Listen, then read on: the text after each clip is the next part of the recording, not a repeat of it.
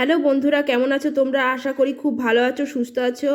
আবার একটা নতুন ভিডিও নিয়ে চলে আসলাম। আজকে কিন্তু বৃহস্পতিবার, ঠিক আছে। আর এদিকে দেখো মেয়ে বাটি থালা নিয়ে যাচ্ছে খেলতে সকালবেলায়।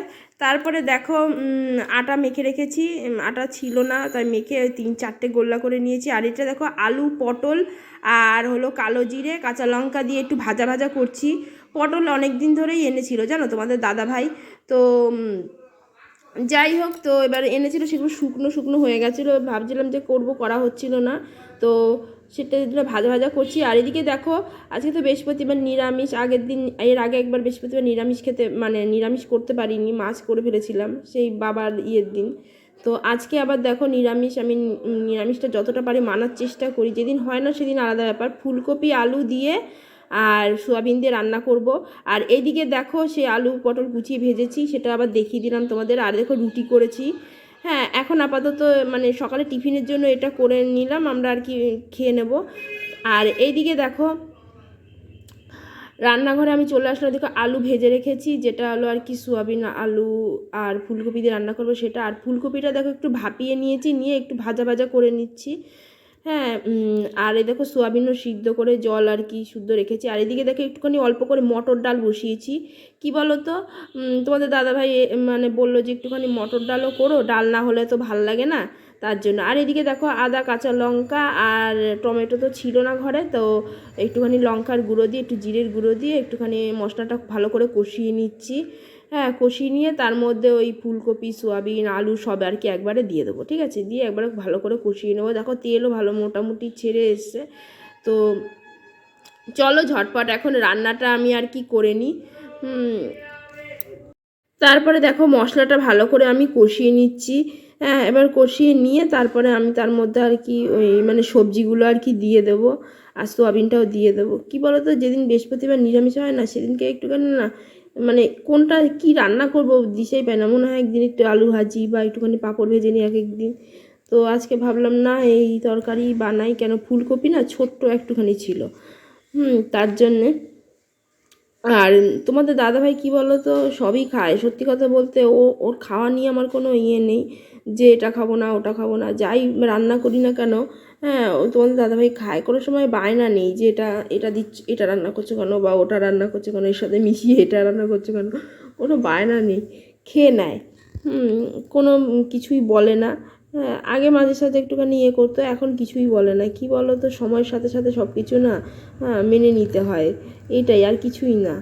আর তার মধ্যে দেখলাম যে আলু ফুলকপি দিলে না অল্প একটু তরকারি হতো, আমার দুবেলা হতো না, মানে রাতেও হতো না দুপুরেও হতো না। তাই ভাবলাম যে না, সকালেই আর কি মানে সোয়াবিনটা একটুখানি দিয়ে বেশি করে আর কি রান্না করি, তাহলে কি বলো তো, তাহলে মানে আমার দুবেলা হয়ে যাবে, মানে রাতেও আমার কিছু করতে হবে না। এই তরকারিতেই আমার রাতেও হয়ে যাবে, দুপুরেও হয়ে যাবে। তার জন্য আমি এই তরকারিটার মধ্যে একটু সোয়াবিন দিয়ে দিলাম। কী বলতো, আবার নইলে রাতে কিছু গ্যাস পুড়িয়ে আবার মানে কিছু করতে হবে, এটাই মানে ইয়ে। আর জানোই তো গ্যাসের কী দাম বেড়েছে, তা টাইমটা দেখে নাও। তো এখন মেয়ে মেয়ে এখন বাড়িতে নেই। হ্যাঁ, আর এদিকে দেখো মটর ডালটা করেছি, সেটাই তোমাদেরকে একটু দেখিয়ে নিলাম। আর এদিকে আলু ফুলকপি সোয়াবিন দিয়ে রান্না করেছি, সেটাই দেখিয়ে নিলাম। আর টাইমটা তোমরা দেখে নাও। আর এদিকে দেখো গরম জল বসিয়েছি, মেয়ে এখন বাড়ি নেই, মেয়েকে নিয়ে তোমাদের দাদাভাই গেছে ডাক্তারের কাছে। আর এদিকে দেখো এই জামা কাপড়গুলো মানে ম্যাশিংয়ে রয়েছে, এগুলো কাচবো। আর এদিকে দেখো গ্যাস ট্যাস সব আমি সুন্দর করে মুছে টুছে নিয়েছি, শুধু ভাতটা করিনি, ভাতটা লাস্টে করব খাওয়ার আগ দিয়ে।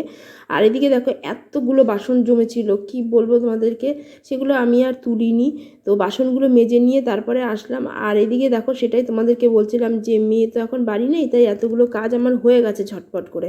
বাসন টাসন মেজে ধুয়ে তারপরে মানে গ্যাস ট্যাস মুছে টুছে নিলাম, সেটাই তোমাদেরকে আর কি বলছিলাম যে এগুলো আমার করা হয়ে গেছে। মেয়েকে নিয়ে এখন তোমাদের দাদাভাই ডাক্তারের কাছে গেছে। দেখো বাসি বিছনা এখনও তুলিনি, শুধু বালিশগুলো তুলে রেখেছিলাম। তো চলো ঝটপট এখন কম্বল টম্বলগুলো না তুলে নিই। আর দেখো কত বেলা হয়ে গেছে। হ্যাঁ, এইদিকে কি বলো তো, মেয়েটা হ্যাঁ, যতই মানে খাট গুছাই না কেন তাও এলোমেলো করেই রাখবে। ওই দেখো টুপি, তোমাদের দাদাভাই টুপি, মেয়ের টুপি সব ছিল খাটের মধ্যে রেখে, বালিশগুলো শুধু তুলতে পেরেছিলাম। হ্যাঁ, তো মানে কম্বলগুলো পরিষ্কার করতে পারিনি, তার মধ্যে এই কাজ ওই কাজ করতে শুরু করে দিয়েছি। তো চলো ঝটপট আমি এখন এই মানে খাট ফাটগুলো মানে পরিষ্কার টরিষ্কার করে নিই। আর দেখো কম্বলের না এই সাইডটা না একটু ছিঁড়ে গেছে, দেখেছো? ওটা ভাবছি সেলাই করবো, আর সেলাই করতে মানে এই কাজ ওই কাজ করতে করতে আর ইয়ে করে না। রাতের বেলা সত্যি কথা বলতে ইচ্ছে আর করে না, সারাদিন খাটনির পরে না একটু ভালো লাগে না, তখন মনে হয় কি একটু শুয়ে থাকি, একটু বিশ্রাম করি, এরকম মনে হয়। হ্যাঁ, যত রাতের বেলায় মনে হয় কুড়েমি, মানে দুপুরের পর থেকেই, মানে তারা দুপুরে খাওয়া দাওয়া করলাম তারপর থেকে আমার কুড়েমিতে ধরে যায়। হ্যাঁ, সন্ধ্যা টন্ধা অবধি ঠিক আছে, তখন থেকে একটু কুড়েমি কুড়েমি শুরু হয়, তারপর সন্ধ্যা টন্ধা দিয়ে আরও মনে হয় কুড়েমিতে ধরে যায়। তো যাই হোক, মেয়েকে জানো তো মানে দুদিন ধরে পড়াতেও বসতে পারছি না, ওর ঠোঁটের জায়গাটায় আর মাড়ির ওখানটা ব্যথা ব্যথা করে বলছে, তো ওষুধ দিচ্ছি। তো এখন একটু আগের থেকে একটু ঠিক আছে, আর ফোলাটাও কমে গেছে। তোমাদেরকে যখন আগের দিন দেখালাম যে খুব ফুলে গেছিলো, হ্যাঁ, তো এখন ফোলাটাও কমেছে, এতগুলো ওষুধ পড়ছে কি বলবো। ডাক্তার যত পেরেছে মেয়েকে আর ভাত খাওয়াবো না, বুঝেছো, ওষুধ খাইয়ে খাইয়েই পেট ভরিয়ে দেবো। কদিন ধরে মানে 4-5 রকমের করে ওষুধ খাওয়াতে হচ্ছে, কিছুক্ষণ বাদে বাদে, বলেছে 5 মিনিট 10 মিনিট বাদে বাদে ওষুধ খাওয়াতে হবে। কি বলবো জানো না, মানে 2-3 দিন ধরে এইটাই চলছে। তো আজকে তো আবার ডাক্তারের কাছে তো গেছেই, মানে তখন বেলার দিকে ওকে খাইয়েই পাঠিয়েছি, কেন আবার দাঁতে খোঁচাবে, এই করবে ওই করবে, জল দিয়ে ইয়ে করবে, তার জন্য বললাম না, আগে খাইয়ে পাঠাই, নইলে অসুবিধা হবে। আর এদিকে দেখো মেয়ের বলটা নিচে পড়ে গেছিলো, সেটাও তুলে ফেললাম।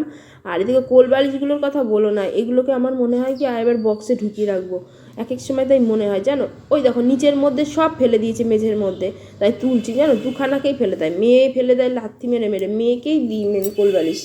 আমাদের লাগে না, আমারও লাগে না, তোমাদের দাদা ভাইয়েরও লাগে না, মেয়েরই বেশি লাগে, কেন মেয়ে না পড়ে যায়। তো এই সামনে দিয়ে একটা দিই, আর ওর পায়ের সামনে একটা দিই, যাতে ও পা দিতে পারে কোলবালিশের গায়ে।